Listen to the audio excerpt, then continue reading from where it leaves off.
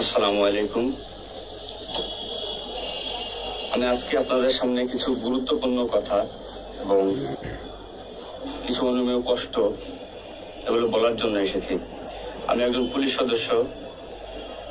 আমি সমগ্র জাতির কাছে একটা অনুরোধ নিয়ে আসছি এবং আমার যারা পুলিশ ভাই বন্ধু ব্যাটসম্যান যারা আছেন, আমি সকলের উদ্দেশ্যে কিছু কথা বলার জন্য আসছি। সমগ্র দেশের মানুষের সামনে কিছু কথা বলার জন্য আসছি।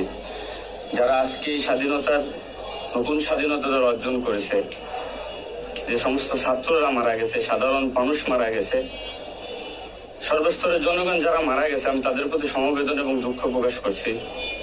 এবং আমার যারা পুলিশে যারা মারা গেছেন যে সমস্ত ভাইয়েরা, তাদের প্রতি আমার সমবেদনা, তাদের পরিবারের জন্য আমার সমবেদনা।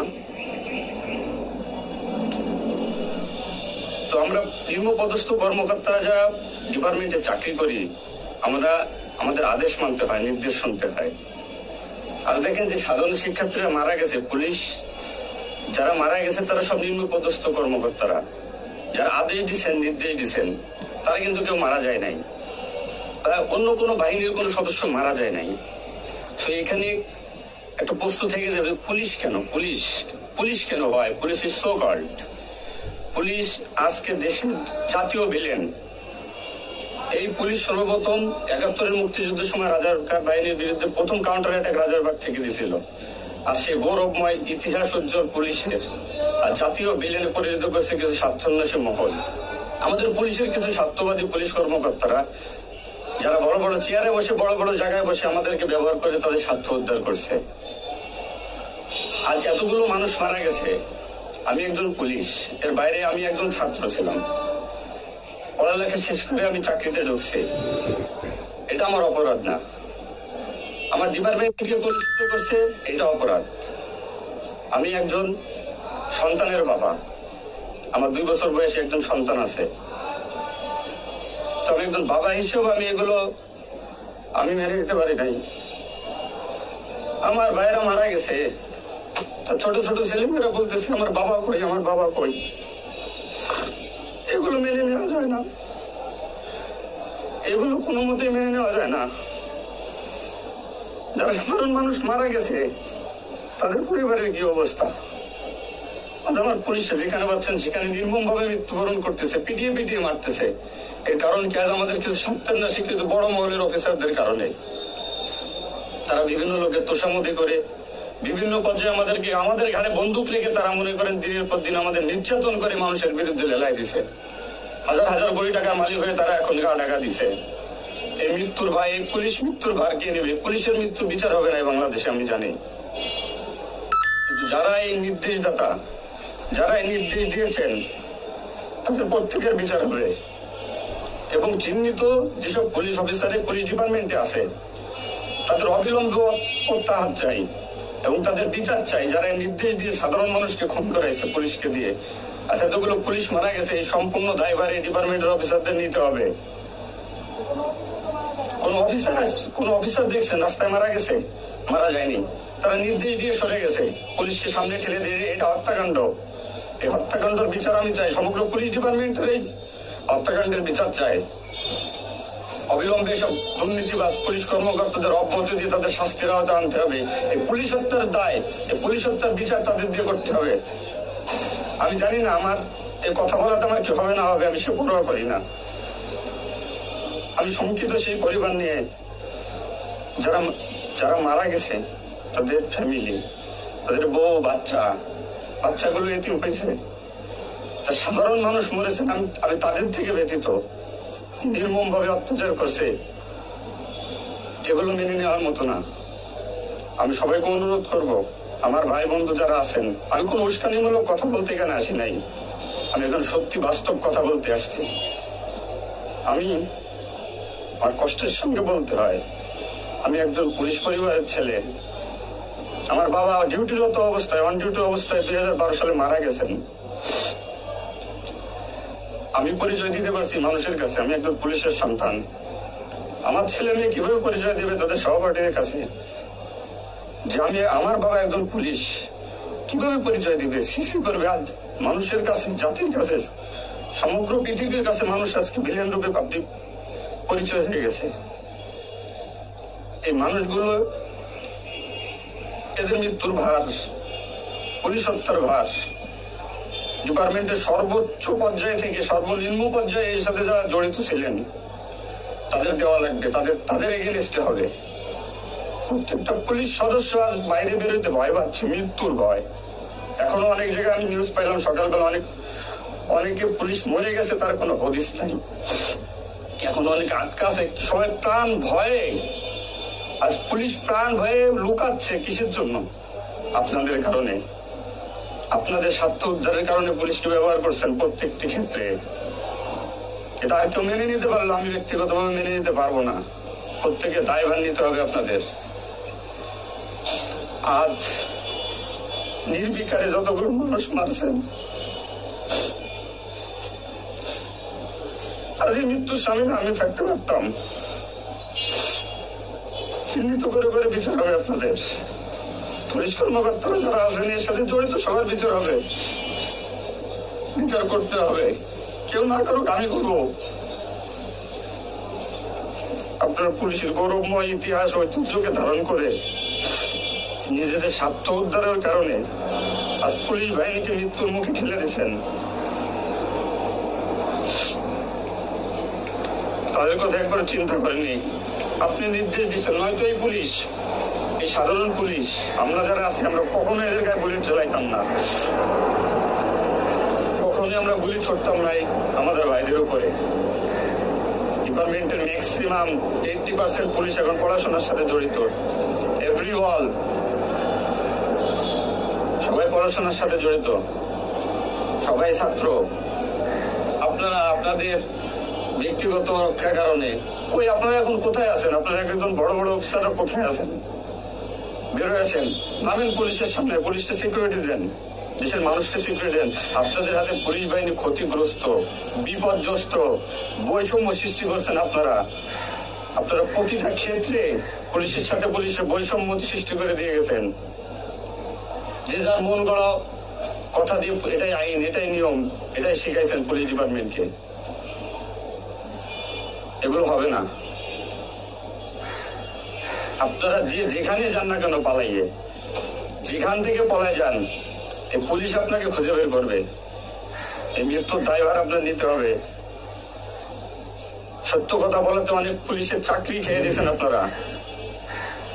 আপনারা সুযোগ পেয়ে স্বার্থের কারণে অনেক পুলিশকে বলে পুলিশ ডিপার্টমেন্ট থেকে বিতাড়িত করছেন। তাদেরকেও পুলিশ ডিপার্টমেন্টের প্রয়োজন। আপনাদের স্বার্থের শিকার তারা, আপনাদের স্বার্থের বলি তারা।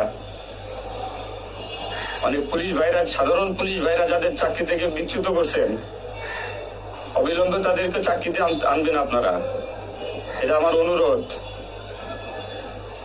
আজ দেশে কি মুহূর্তে পুলিশ কোন সিচুয়েশনে ঠেলে দিয়ে গেছেন। নিশ্চিত মৃত্যু, পুলিশের মানুষ নির্মমভাবে পিটায় পিটায় মারতেছে। এর দায়ভার আপনাদের নিতে হবে। প্রত্যেক পুলিশ পরিবারের যে আক্রোশ, যে কষ্ট, এগুলো দায়ভার আপনাদের নিতে হবে। সাধারণ মানুষ আপনাদের ক্ষমা করবেন। আপনারা সবাই চিহ্নিত, আপনারা সবাই এই বাংলাদেশের দুর্নীতিবাজ পুলিশ অফিসারদের আপনারা সবাই চিনেন, আপনারা সবাই তাদের চিনেন। এদের বিচার আপনাদের করতে হবে। এই বিচার চাই আমরা। সাধারণ জনগণের হত্যার বিচার চাই, পুলিশ হত্যার বিচার চাই। পুলিশ হত্যার বিচার না হওয়া পর্যন্ত আমি ডিউটিতে যাব না, আমি আমার কর্মস্থলে যাব না। অনেক পুলিশ সদস্য এখন পর্যন্ত নিখোঁজ। আমার সহপাঠী ভাইরা মারা গেছে, আমার পরিচিত ভাইরা মারা গেছে। তাদের সন্তান হাউ হাউ করে চিল্লাইতেছে, আমার বাবা কই? জবাব কি দেবে?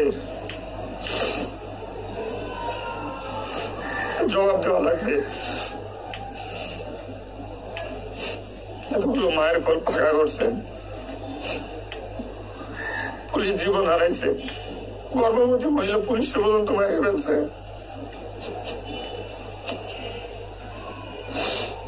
নির্মমভাবে মারছেন। এই দোষ আপনাদের।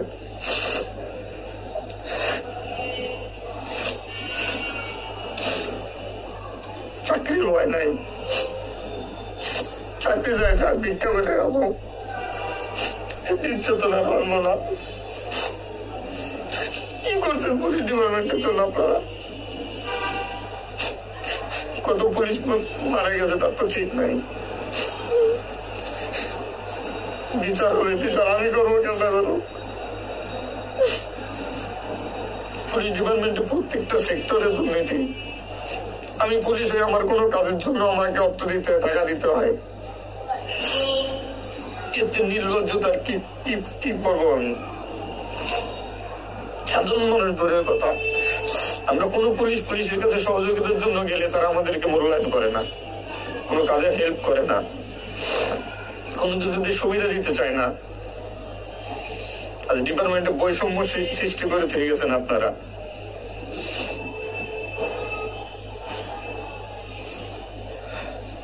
এত কিছু দরকার হয় কেন আপনাদের?